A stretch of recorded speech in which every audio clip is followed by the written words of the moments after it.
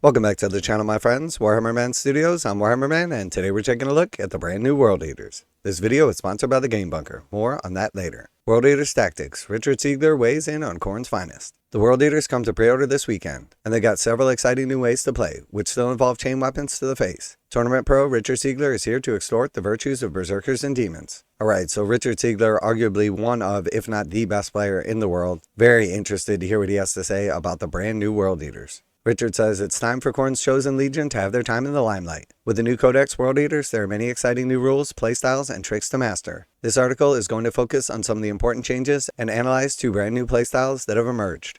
Berserkers are back. The first new playstyle centers around the iconic Khorne Berserkers. In the Index, Khorne Berserkers were often seen as support pieces for Masters of Executions, and used on easy-to-kill enemy units too feeble to be worthy of being maimed by your exalted 8-bound. In the new Codex, Khorne Berserkers can become the core of your army, and some of your strongest units when the proper rules are applied. What changed?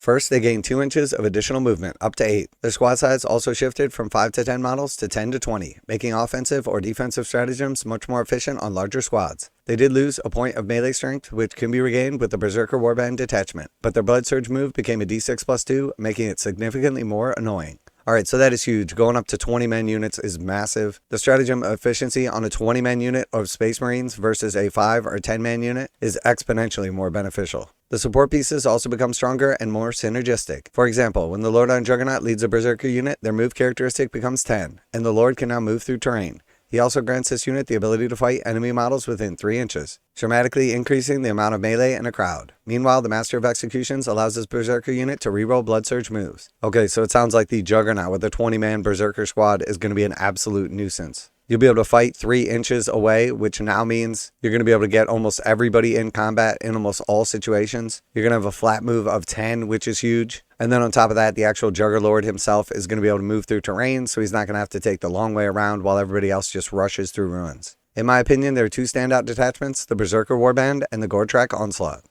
Alright, so first we have the Berserker Warband benefits. The detachment rule provides +2 strength and +1 attacks on the charge. This upgrades your chain blades to 5 attacks at strength 6, with easy access to sustain 1 or lethal hits from Blessings of Khorne. Okay, so that's massive. I always wondered why the Blood Angels detachment was +2 strength and +1 attack, but the Khorne detachment was only +1. So that's absolutely awesome, and then you couple in sustained or lethals, and this is massive. Hack and Slash stratagem grants +1 AP, enhancing the chain blades to AP2. So now you'll be able to get that extra point of AP or counteract an Armor of Contempt. Massive difference. And then the Epileptic Frenzy stratagem grants access to critical mobility buff or advance and charge, allowing you to bring your melee powerhouse deep into enemy lines. So any kind of mobility in a fast combat army is definitely huge. Advance and charge is absolutely amazing, especially on a 20-man unit of Space Marines with +2 strength, +1 advance, sustained or lethal hits. And then if it's led by a Juggernaut, this unit is going to absolutely slap. The Frenzied Resilience stratagem is particularly efficient on a 20-model Berserker unit, offering -1 to incoming damage. Okay, so -1 damage reduction too, so it sounds like you're going to be able to stack quite a bit of buffs on this unit, and then on top of that, drop a couple stratagems on them too, have extra AP, advance and charge, -1 to incoming damage.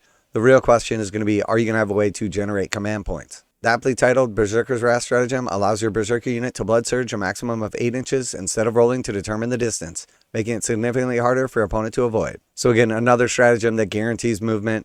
8 inches on the Blood Surge move is going to be insane, especially just your opponent knowing that you have this in your back pocket. A lot of times you're probably not even going to have to spend for it, but your opponent's going to be too intimidated to shoot or have to stay further away from you. Very, very cool. Now a quick word from today's sponsor, Game Bunker. Game Bunker carries a full range of Games Workshop products, including miniatures, terrain, paint tools, and more. Game Bunker offers 15% off MSRP for most Games Workshop products with the discount code WHMS. Receive free shipping in the continental United States on orders over $145. Online orders ship out within 24 hours. Game Bunker is a veteran-owned business. Use affiliate link below, enter discount code WHMS to save 15% on most items at checkout. For fast, friendly service with a discount on your favorite tabletop wargaming purchases, visit GameBunker.net and let them know that Warhammer Man sent you. And next we have the Gorestorm Onslaught benefits. The detachment rule grants +1 to charge rolls after disembarking from a transport, adding lance to make it significantly easier to maim tougher targets. So +1 to charge rolls when you jump out of a transport, and then also lance, definitely going to make it so you can take down things like knights with volumes of attacks, rather than having to use heavy hitters. The Murderous Onslaught enhancement allows the unit to disembark from a transport to ignore Overwatch until the end of the turn,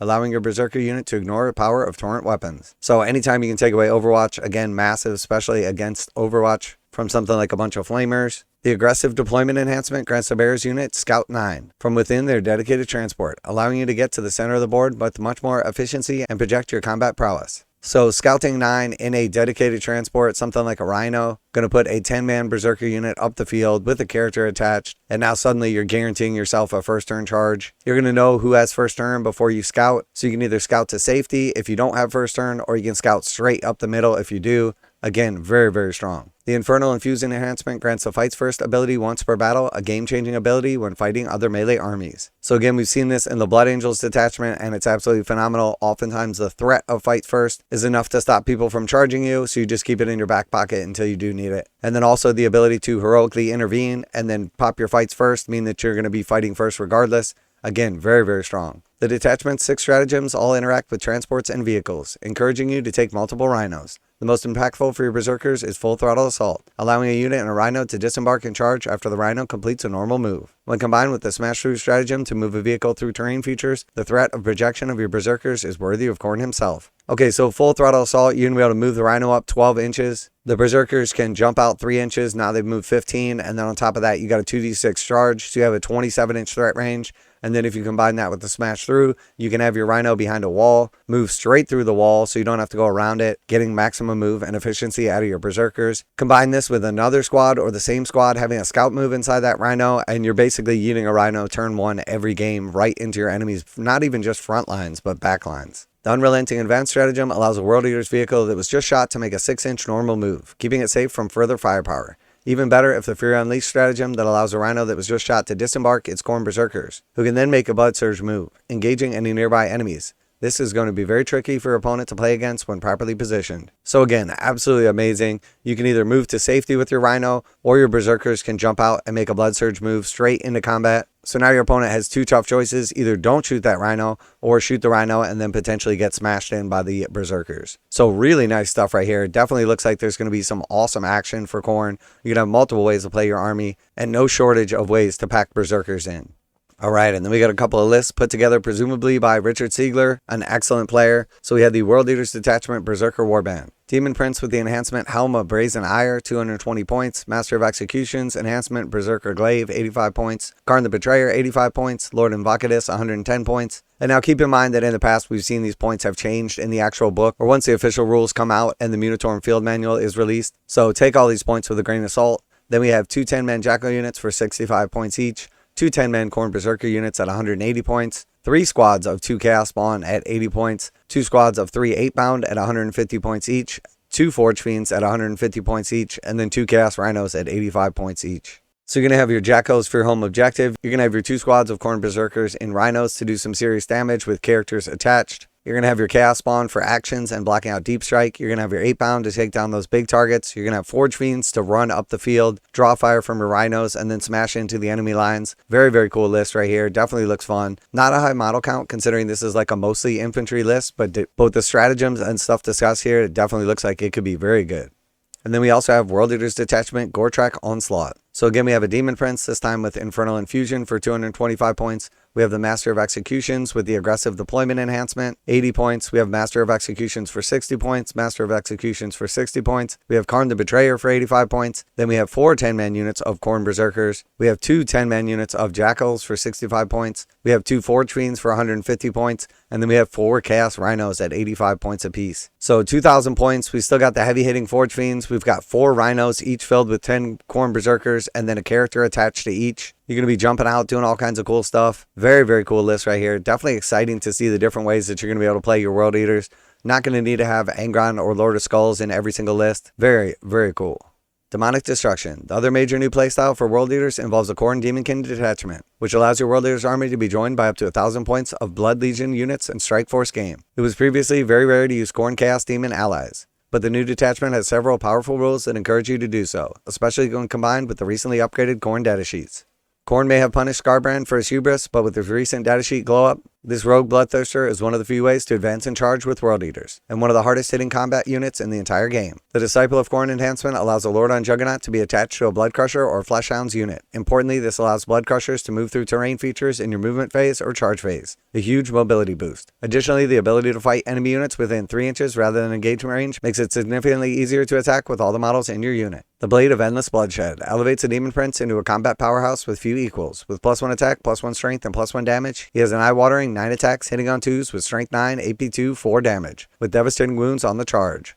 So very cool, another detachment you can roll up a bunch of demons in your army. Sounds like they synergize very well with what you already have. Typically, Khorne is all about bloodlust, but Summon by Slaughter is an incredibly tricky and powerful stratagem. When a unit dies on the battlefield, you can place a Bloodletter unit from reserves onto the battlefield wholly within 9 of the last model to be destroyed from that unit. You can use this stratagem to summon Bloodletters to make it easy charge into places your opponent did not expect, and it can also be used to protect your own objectives. And then we have Demonic Fury stratagem allows a Blood Legion unit to grant friendly World Eaters unit within 6 inches lance. If a Demonic Rage ability is active for your army, you gain Twin Linked as well, allowing devastating amount of damage against a key unit. So very cool, definitely sounds like there's going to be some fun play here and some nice synergy.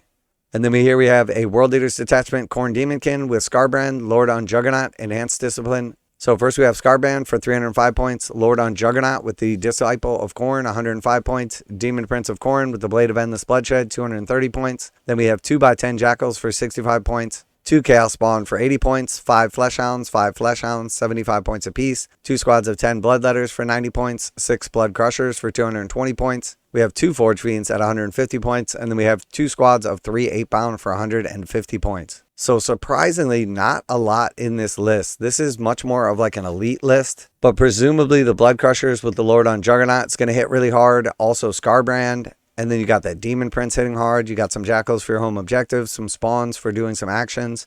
You got some Bloodletters to drop in your opponent's backlines or to protect your own objective. And then you have a couple of Forge Fiends and then 2 squads of 8-bound to do some heavy lifting.